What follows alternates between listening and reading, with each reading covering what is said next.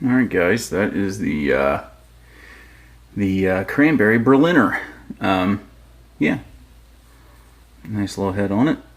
Yeah, okay. All right, guys, still smelling good. It's got a little bit of age on it, like 3 weeks, maybe a month, maybe. I don't know. Still smells good. Happy Homebrew Wednesday! Woo! Oh, excuse me, squeeze me. All right, guys. So, look, I got casters. Got me some casters on there now. So now, yeah, you can buy that caster kit from Harbor Freight. It's just based 4 corners. It's got the swivel in the front with the screw down pads that hold it in place. But you got to buy the wood. Instructions say 1.25 by 1.25 square. Stock from wood, but right, I don't have that. Didn't want to buy it, so I just happen to have an old curtain rod, 1.25 diameter curtain rod. So boom, yeah, pretty thrifty I am. All right, you guys seen these last week. I got to get those cleaned up and throw in some star sand. Kind of pass fade them a little bit. We'll see what goes from there. All right, guys, let's go. All right, I'm not gonna chug this. This isn't a liter. 4 cups of liquid. Nah, I think I'm gonna pass. Sissy. I'm a sissy. But anyway, all right. So you guys seen that stuff? Let's see, what have I done? Last weekend I went out. I got all the grains, especially grains that I need to do my next 2 brews.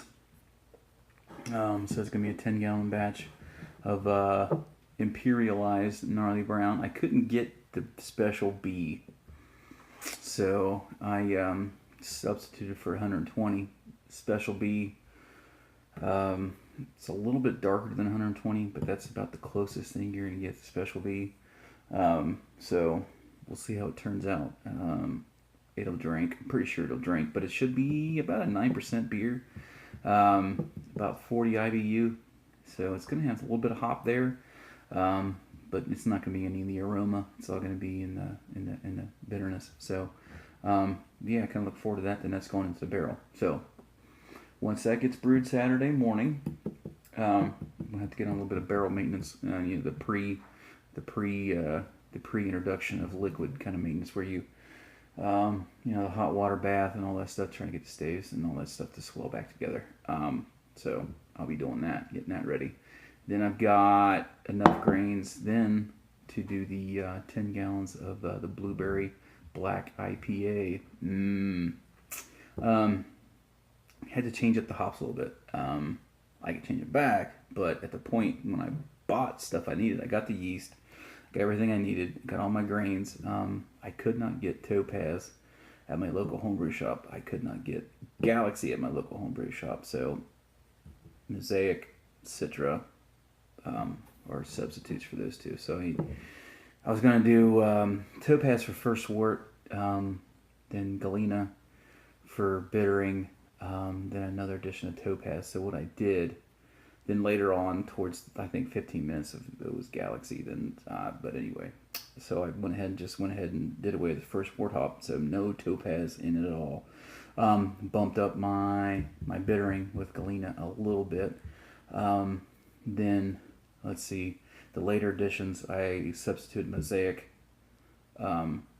Citra. I already had Mosaic in it, but I just upped everything.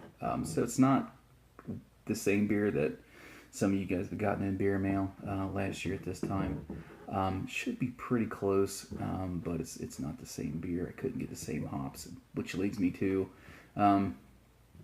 yesterday being Monday. I ran out at work because I needed candy sugar for my black and blueberry IPA. My local homebrew shop did not have any, so I went to a store in Northern Kentucky. They also have a brewery there, and they sell homebrew supplies.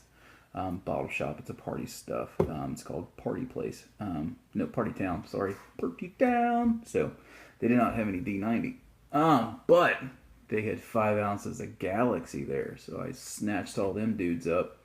I can get Galaxy on the internet, but I don't have to pay shipping and handling if I buy them while I'm there. So that's what I did. So yeah, I got all that stuff. And while I was at my local homebrew shop Saturday, I went ahead and bought another 55-pound sack. So that's base malt. I measured my empty container. I measured the container still has grain in it, and I had 38 pounds of grain, and I need 33, a little over 33 pounds of grain to do both 10-gallon batches. So it's time. It was time. It's time. So yeah, got it done. So now I got enough grain for several brews. I got all my hops, all my yeast, everything for 2 brews. Well, specialty grains for 2 brews. So yeah, fucking crack-a-lackin', right? So yeah. So it's kind of where I'm at right now. Got that finished. I got to paint it. I bought some paint. I got to get that done. If it doesn't get painted when it's sitting at the barrel, you fuck it, whatever. It doesn't matter to me. So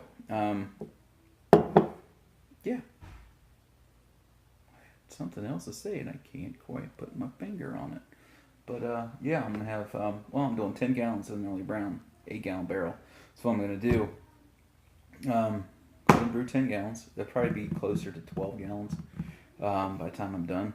And so I'll take the 8 gallons. I'll fill that sucker up, that barrel up till the absolute max. Right, I'm talking almost to the point where water tension's holding the beer in.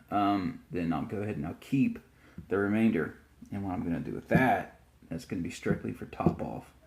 As that thing soaks in the beer into the wood itself, I need to top off, so I'll do that.